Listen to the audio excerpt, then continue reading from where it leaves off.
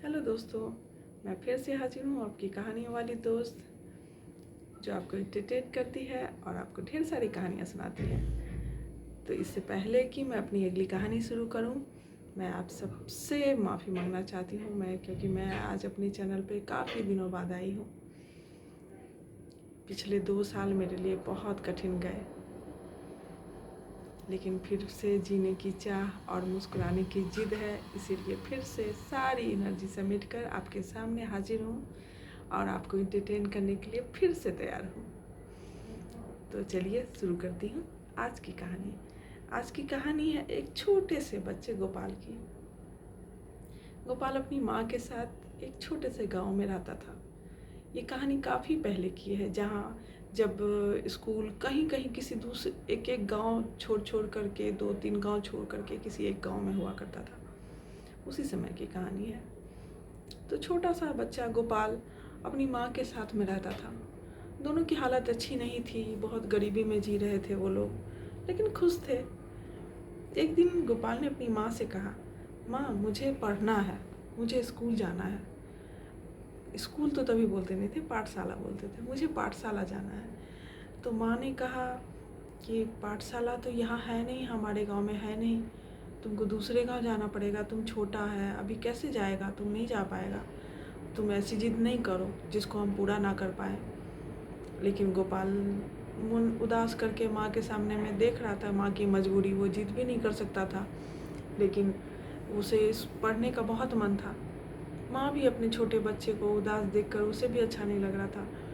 फिर उसने पता किया तो पता चला कि उसके पास के ही एक गांव में स्कूल है, मेरा मतलब पाठशाला है, लेकिन वहाँ वहाँ तक जाने का जो शॉर्टकट का रास्ता है वो जंगल होके है।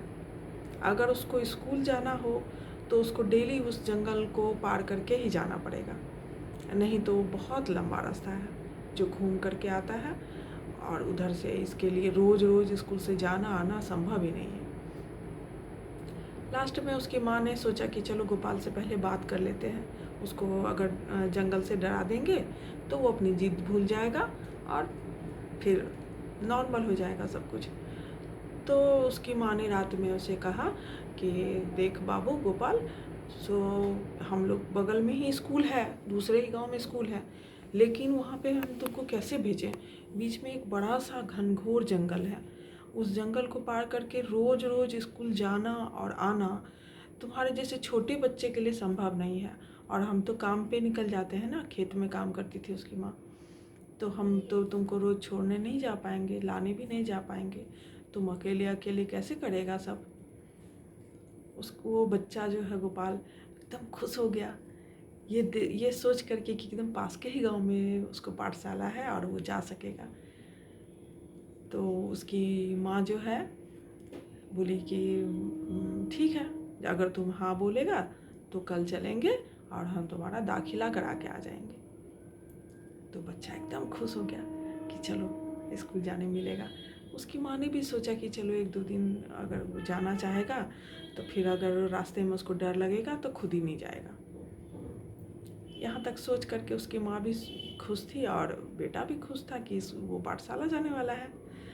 तो वो गई, दाखिला करा के आ गई। अब दूसरे दिन उसको जाना था स्कूल। तो रात में उसने माँ से कहा, माँ जंगल कैसे जाएंगे, जंगल के बीच में से कैसे जाएंगे, जंगल में तो बहुत सारे जानवर होंगे ना, तो हमको तो डर लगेगा, हम कैसे जाएंगे। तो उसकी माँ ने कहा कि तुमको जब जोर का डर लगे, बहुत ज़्यादा डर लगे, तो तुम क्या करना, आँख बंद करना और हाथ जोड़ करके गोपाल को याद करना, बोला गोपाल आओ और मुझे इस डर से निकालो। तो बच्चे ने तुरंत कहा, ये गोपाल कौन है, गोपाल कौन है, गोपाल तो मैं हूँ। बोला हाँ हाँ तुम गोपाल हो, लेकिन वो गोपाल के भैया हैं, तुम्हारे भैया हैं।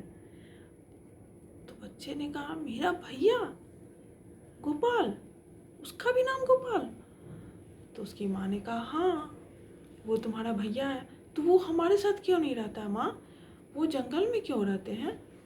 तो उसकी माँ ने कहा कि वो गाय चराता है ना, उस गाय की देखभाल करता है, तो इसीलिए उसको जंगल में ही रहना पड़ता है। तो बच्चा तो एकदम खुश हो गया। एक तो पाठशाला जाने के नाम से खुश था और दूसरा अपने भैया से मिलने के लिए सोच कर के भी बहुत खुश था। लेकिन उसकी माँ ने कहा जब तक तुमको डर ना लगे तब तक उसको नहीं पुकारना, जब डर लगे तभी पुकारना। माँ का कहना तो ये था कि वो भगवान कृष्ण को याद करेगा तो उसका डर कम जाएगा और बच्चा जो है वो थोड़ा उसको हिम्मत आ जाएगी। बस दूसरे दिन खुशी खुशी गोपाल उठा और चला पाठशाला की ओर। लेकिन जंगल का रास्ता से होकर उसको गुजरना था तो सुबह का वक्त, लेकिन जंगल के बीच में अंधेरा। अब उसको छोटे से बच्चे को एकदम डर लगना शुरू हो गया। चारों ओर खूब अंधेरा था, बीच बीच में जंगली जानवरों का आवाज़। उसको तो कभी अभी तक कभी अकेले गया नहीं था। कभी वो हमेशा अपनी माँ के साथ या किसी बड़े आदमी के साथ ही कहीं गया था। पहली बार कहीं वो अकेले जा रहा था। उसको बहुत डर लगने लगा।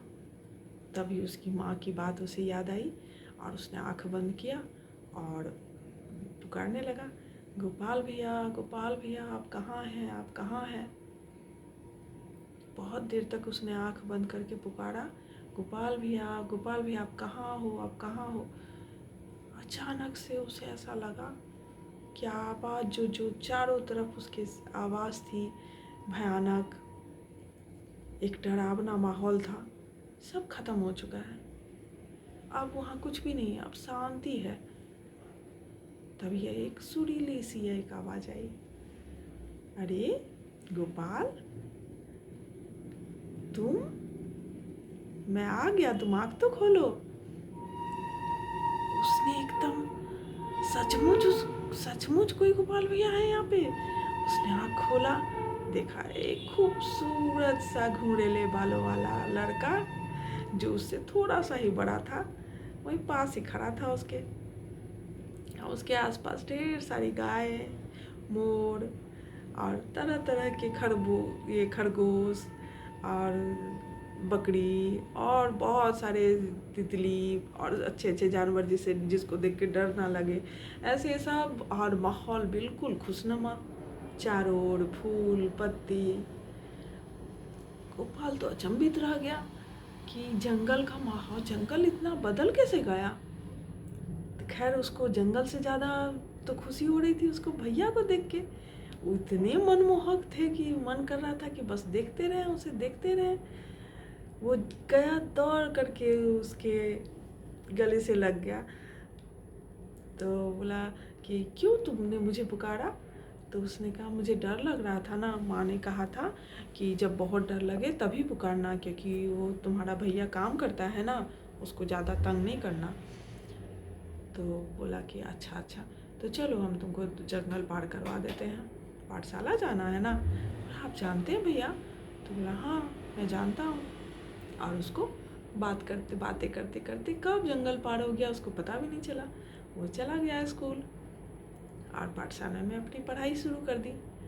अब ये उसका दिनचर्या हो गया।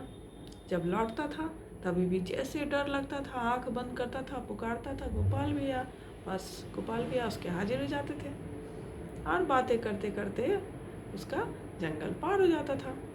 कभी कभी गोपाल भैया उसको अपनी छोटी सी लुटकी में एक दूध दिया करते थे, कभी कोई फल देते थे खाने के लिए और उससे ढेर सारी बातें करते थे। इस तरह से उसका अब पढ़ाई लिखाई भी शुरू हो गया और वो आराम से खुश रहता था। घर आके भी 1000 बातें करता था अपनी माँ से गोपाल भैया के बारे में। उसकी माँ भी सोचती थी कि चलो बच्चा खुश है, इसी में अच्छा है, वो कम से कम स्कूल तो जा पा रहा है। तो ऐसे ही दिन बीतता गया। कुछ दिन बीत जाने के बाद एक दिन स्कूल में उसके मास्टर जी ने कहा कि आज हम लोग चलो सब आदमी मिलके वनभोज करते हैं। वनभोज का मतलब अभी के समय में उसको हम लोग पिकनिक बोलते हैं या फीस्ट या पिकनिक, तो उस समय में वनभोज कहा जाता था। तो उसने कहा कि वनभोज कैसे होगा मास्टर जी। सब बच्चे चेहरा खुश हो गए और बोलने लगे कैसे होगा। बोला कैसे होगा, सबको कुछ कुछ लाना है। सब मैं भी लाऊंगा, मैं भी कुछ लाऊंगा, जैसे लकड़ी हुई, आटा हुआ, चावल हुआ, दूध हुआ, फिर और भी सामान लगता है ना जो खाना बनाने के लिए, पूरी और खीर बनने वाला है वनभोज में, तो उसके लिए जो जो सामग्री लगेगी वो सब सबको लाना है। तुम लोग भी लाओगे, जिसको जो बन पड़ेगा ले आना। तो वो भी बहुत खुश घर आया। घर आकर के माँ को बोला, माँ सो कल तो वनभोज है, सो हमको कुछ ना कुछ तो लेके जाना है। अब उसकी माँ तो चिंतित हो गई, ये सोच के कि अब वो क्या देगी अपने बच्चे को। वो लोग के लिए एक टाइम का खाना जुट जाता था, यही बहुत था। वो रोज़ काम करके खेत से आती थी, जो थोड़ा बहुत अनाज लाती थी उसी से दोनों माँ बेटे किसी तरह खा लेते थे। और उस दिन जिस दिन उसने कहा, उस दिन तो वो भी बहुत कम था, उससे सिर्फ गोपाल का पेट भर जाता, यही बहुत था। वो उसको अलग से कहाँ से देती, और सुबह ही उसको लेके जाना था। उसकी माँ एकदम उदास हो गई। उसको उदास देख के गोपाल ने भी जिद नहीं की। उसने कहा कि चलो कोई बात नहीं, हमको खाना नहीं मिलेगा लेकिन वनभोज में तो जाएंगे हम। उस माँ को उसने कुछ नहीं कहा। सुबह हुआ, दूसरे दिन उसको उदास मन से अपना थैला उठाया और चला अपना पाठशाला की ओर। रास्ते में गोपाल को नहीं भी पुकारा, लेकिन गोपाल भैया खड़े थे उसके। बोला, अरे गोपाल, तुम कुछ बोल नहीं रहे हो, आज इतना शांत हो, क्या हुआ, क्या बात है? तो गोपाल बोला, नहीं कुछ नहीं। तो बताओ, अपने भैया को नहीं बताओगे? तो उसने कहा कि गोपाल भैया, सो आज ना स्कूल में अपने पाठशाला में वनभोज है। अब वनभोज में हर किसी को कुछ ना कुछ लाना है, कुछ भी, चावल हो, लकड़ी हो, कुछ भी लाना है। तो बोला, इतनी सी बात से तुम उदास हो? चल पगले। तो उसने एक छोटा सा लुटकी लिया और अपने बगल में एक गाय चल रही थी, उसमें से दूध दुहा और लुटकी में उसको दे दिया। तो मन ही मन गोपाल भी सोचा था, इतना थोड़ा सा दूध, चलो को कुछ नहीं ले जाने से तो बेटर है कि चलो कुछ तो ले जा रहे हैं।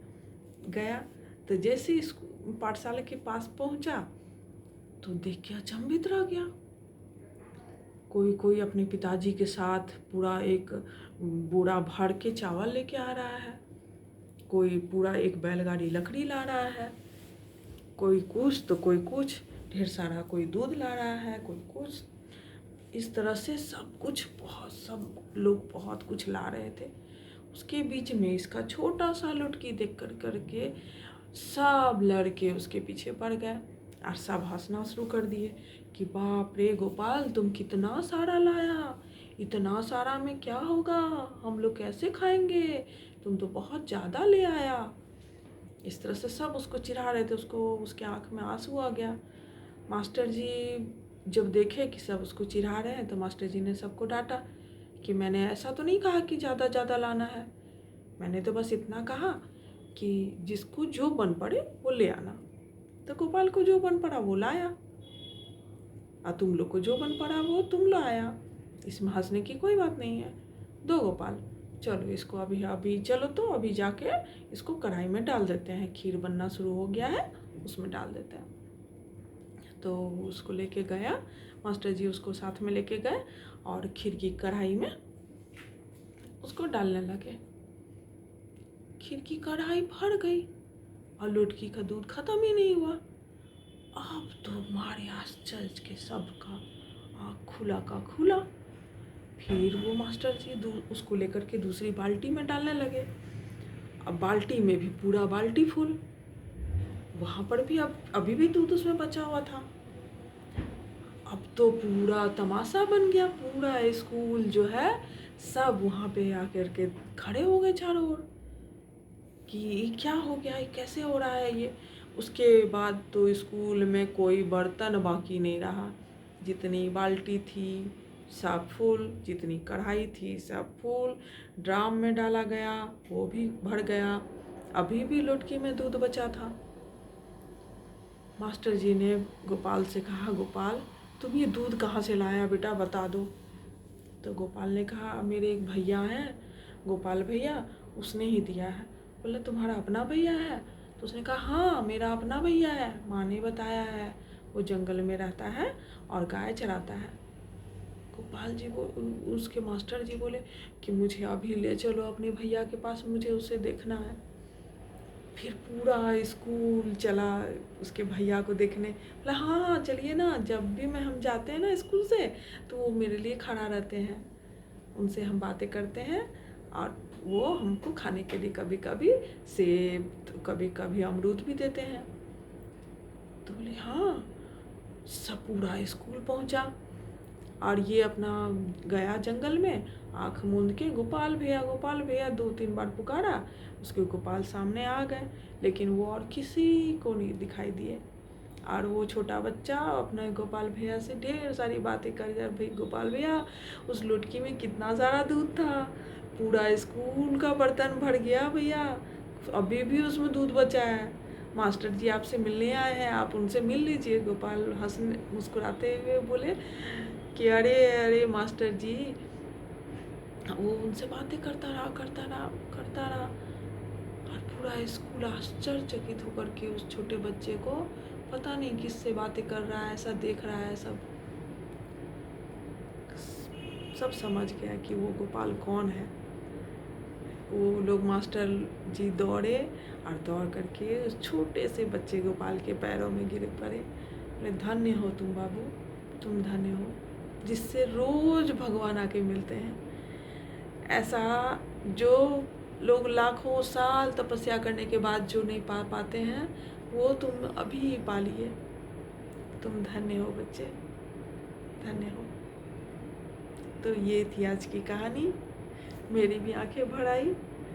आपको कहानी अच्छी लगी तो ज़रूर लाइक कीजिएगा, कमेंट कीजिएगा, और मैं फिर से हाजिर होंगी आपके लिए ढेर सारी कहानियाँ लेकर। टाटा।